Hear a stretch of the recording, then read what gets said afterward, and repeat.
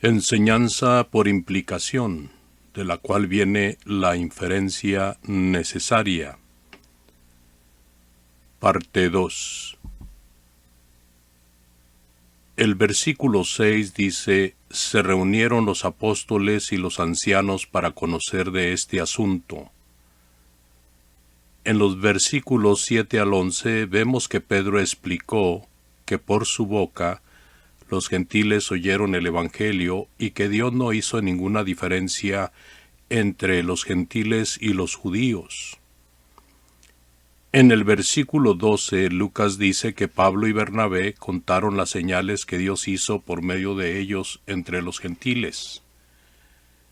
Y luego, Jacobo cita una profecía y saca una conclusión, una inferencia necesaria. De toda la información que fue presentada y aprendida en esa ocasión, no había en Hechos 15 concilio eclesiástico, no se estableció en esa ocasión ninguna ley humana. Hechos 15 tiene que ver con lo que Dios enseña implícitamente de varias maneras. Dios reveló su voluntad divina de esa manera y los hombres deben sacar la conclusión o inferencia necesaria. Desde luego, en esta ocasión, los hermanos involucrados en el proceso eran hombres inspirados, por lo menos algunos de ellos, si no todos. Pero este detalle no cambia el hecho de que así, de esta manera, Dios implica su voluntad a los hombres y deducir, sacar la conclusión o inferencia necesaria. Los pasos del proceso en Hechos 15 de llegar a una conclusión lógica llevan ineludiblemente a la libertad que el converso gentil disfruta en Cristo. Hechos 16, 6 al 10. Compárese también Hechos 10, 28. Otra vez Dios mostró su voluntad cuando vio la visión. Procuramos partir para Macedonia, dando por cierto que Dios nos llamaba para que les anunciásemos el Evangelio. Dice la Biblia de las Américas que estaban persuadidos. La versión hispanoamericana dice que infirieron en lugar de dando por cierto. Infirieron. Y desde luego su inferencia era necesaria porque no podían inferir otra cosa. Hechos 17:2 y 17, 18:4 y 19. También el versículo 28, capítulo 19, versículo 8 y 9. Los apóstoles y otros hermanos, al igual que Jesús, discutían, razonaban, explicaban, preguntaban, etc., esperando que la gente usara su inteligencia para entender la verdad.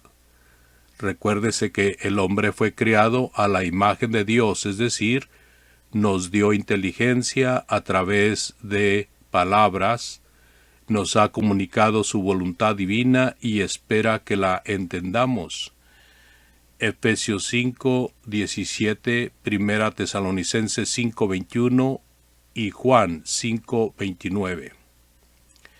Punto número 6. La expresión inferencia necesaria.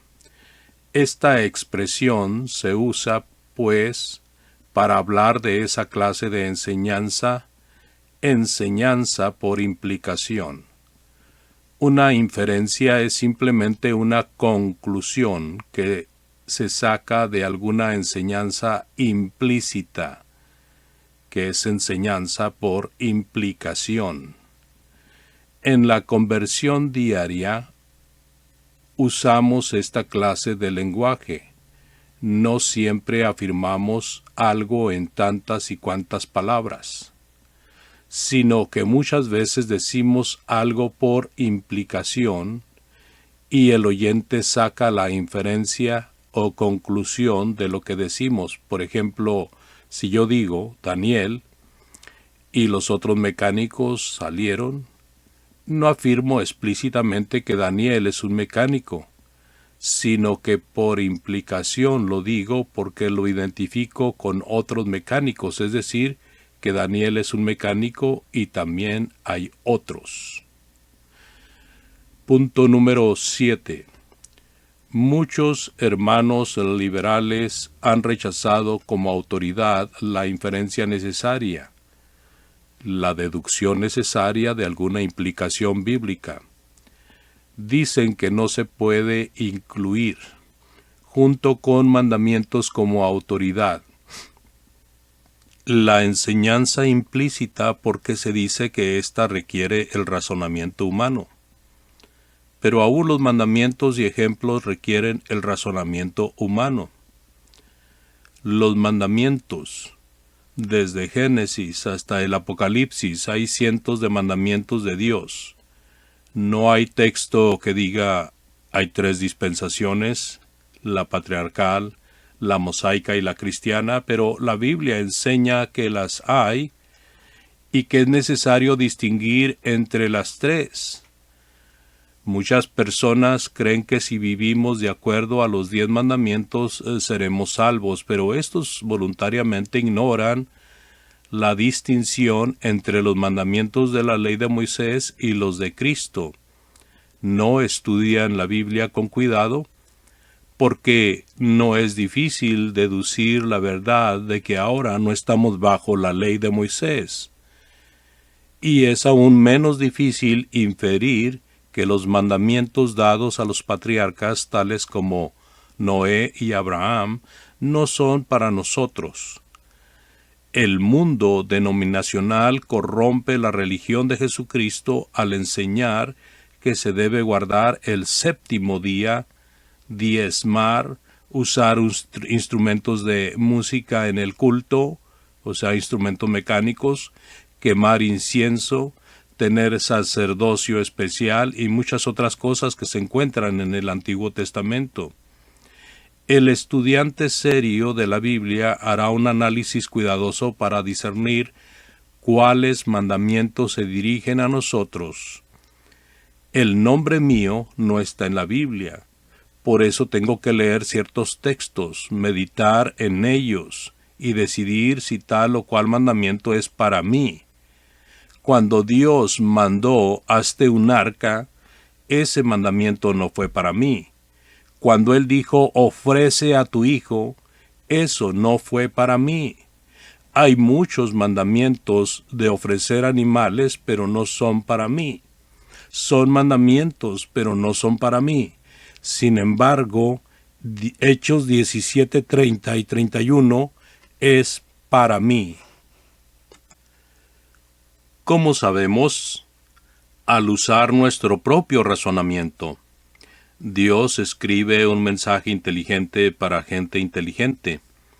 La Biblia es el libro de Dios, escrito para el hombre, creado por Dios.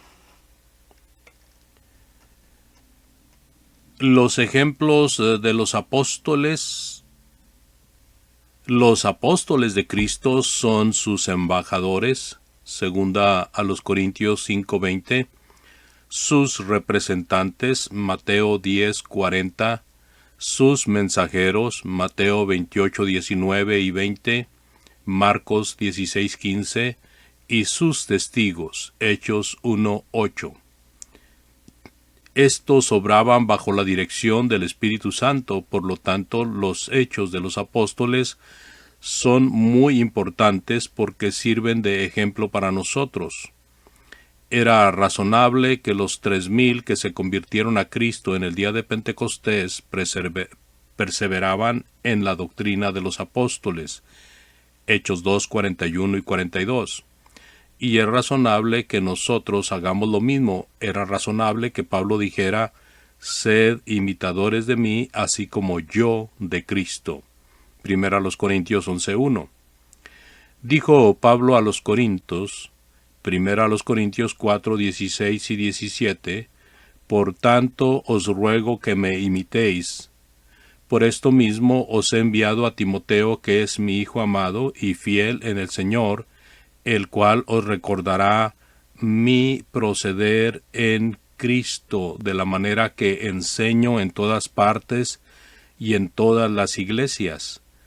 Dijo a los Filipenses, Filipenses 4:9, lo que aprendisteis y recibisteis y oísteis y visteis en mí, esto haced, y el Dios de paz estará con vosotros.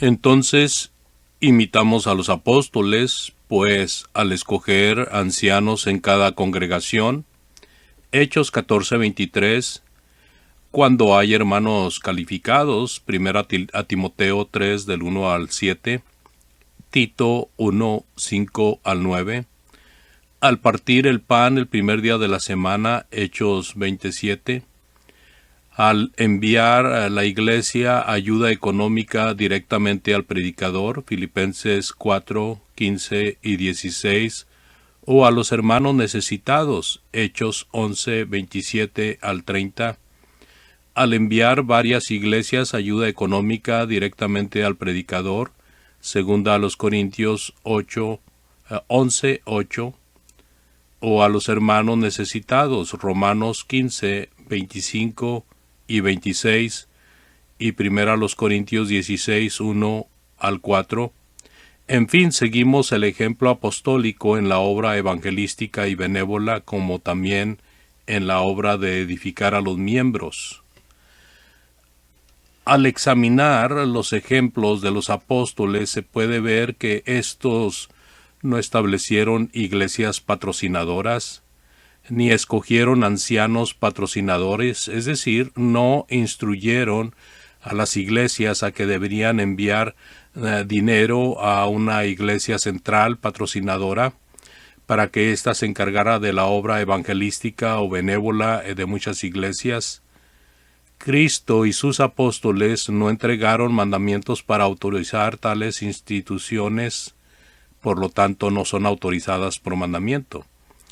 Cristo y sus apóstoles no fundaron escuelas, institutos, hospitales, asilos para niños y ancianos, por lo tanto no son autorizadas por ejemplo aprobado. No hay textos en las Escrituras del Nuevo Testamento que enseñen implícitamente que las iglesias debieran establecer instituciones, por lo tanto no son autorizadas por inferencia necesaria. Lo que se afirma arriba, punto número 3, se puede decir también acerca de el centro familiar, establecido por algunas congregaciones con sus salones para cenas y para diversión. El silencio de las Escrituras, según 1 de Pedro 4:11, dice, si alguno habla, hable conforme a las palabras de Dios.